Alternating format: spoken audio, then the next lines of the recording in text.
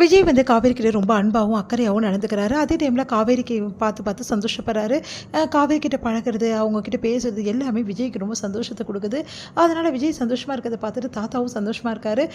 விஜய் கிட்ட கேட்குறாரு, இந்த வாழ்க்கை உனக்கு நிலைக்கணும்ப்பா, நீ கடைசி வரைக்கும் நல்லா இருக்கணும், சந்தோஷமாக இருக்கணும், காவேரி கூட வந்து சேர்ந்து வாழ்ந்து நிறைய குழந்தை குட்டிங்களோட சந்தோஷமாக இருக்கணும் அப்படின்ற மாதிரிலாம் சொல்கிறாரு. அதை கேட்டு விஜய் வந்து பரவசம் அடைகிறாரு.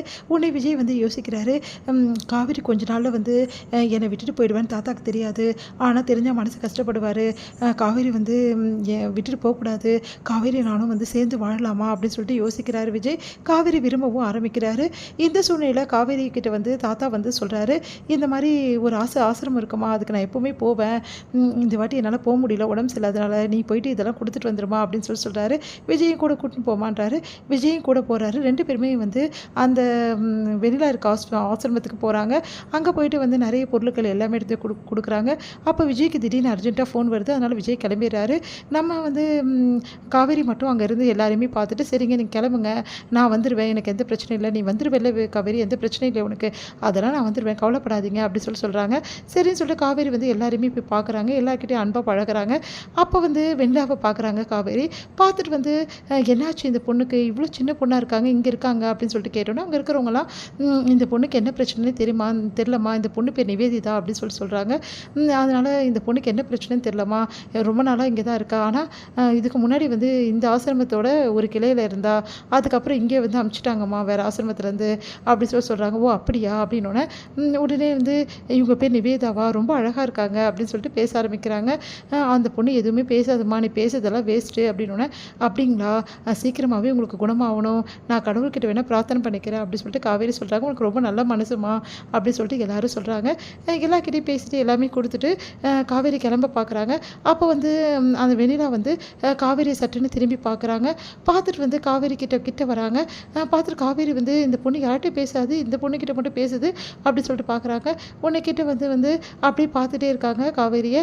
என்னாச்சு, ஏதாவது சொல்லணுமா என்கிட்ட அப்படின்னோடனே, ஒன்றும் இல்லை அப்படின்னு சொல்லிட்டு தலையாட்டுறாங்க.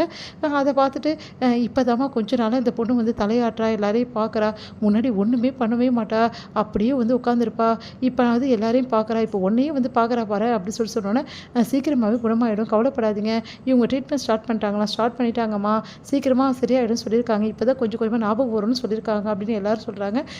சரிங்க நான் வரேன், நான் எப்போ எங்கே பார்க்க வந்தாலும் கண்டிப்பாக உங்களை பார்க்க வரேன், நைஸ் மீட்டிங்ஸ் அப்படின்னு சொல்லிட்டு கையை கொடுக்குறாங்க நிவேதாவுக்கு வெண்ணிலா. நிவேதாவும் ஒன்றும் புரியாமல் அப்படியே கையை பிடிக்கிறாங்க. அடுத்து நாங்கள் வரேங்க அப்படின்னு சொல்லிட்டு எல்லாருக்கிட்டையும் சொல்லிட்டு வந்து கிளம்புறாங்க. போகிறதே வந்து வெண்ணிலா பார்த்துக்கிட்டே இருக்காங்க.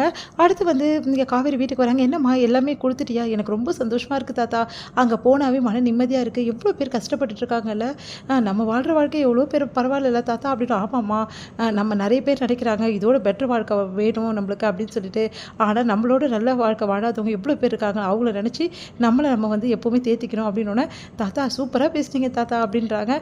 எனக்கு அங்கே ஒருத்தவங்க இன்ட்ரெஸ்டிங் கேரக்டர் ஒன்று மீட் பண்ண தாத்தா. அப்படி ஆமாம் தாத்தா, ஒரு சின்ன பொண்ணு என் வயசு தான் இருக்கும் தாத்தா, அதுக்கு அந்த பொண்ணுக்கு என்ன பிரச்சனைனே தெரில தாத்தா, பாவம் தாத்தா, அந்த பொண்ணு பேருமா நிவேதிதான்னு சொன்னாங்க தாத்தா, ஆனால் அந்த பொண்ணு நல்லா இருக்காங்க தாத்தா, ஆனால் என்ன பிரச்சனையோ தெரில அப்படின்னு. அப்படியாம்மா, சரிம்மா, நெக்ஸ்ட் டைம் நான் போகும்போது அந்த பொண்ணுக்கு ஏதாவது உதவி பண்ண முடியுமான்னு பார்க்கலாம், சரியா, சரிங்க தாத்தா, ஆனால் பாவம் தாத்தா, சின்ன வயசுலேயே அவங்களுக்கு என்ன பிரச்சனைனே தெரில, எல்லாத்தையும் மறந்துட்டாங்களாம், அப்படியாம்மா அப்படி சொல்லிட்டு எல்லாத்தையும் கேட்டுட்டு இருக்காங்க. அப்போ விஜய் வராரு. என்ன காவேரி, உன்னை விட்டுட்டு வந்துட்டேன்னு கோவமா, அதெல்லாம் ஒன்றும் இல்லைங்க அப்படின்றாங்க. என்ன சொல்லிட்டு இருந்தேன், இல்லைங்க நிவேதான்னு ஒரு பொண்ணை பற்றி சொல்லிட்டு இருந்தேன். ஓ அப்படியா, ஆமாங்க அப்படி சொல்லிட்டு பேசிகிட்டு இருக்காங்க. இதை பற்றி இதோட முடியுது.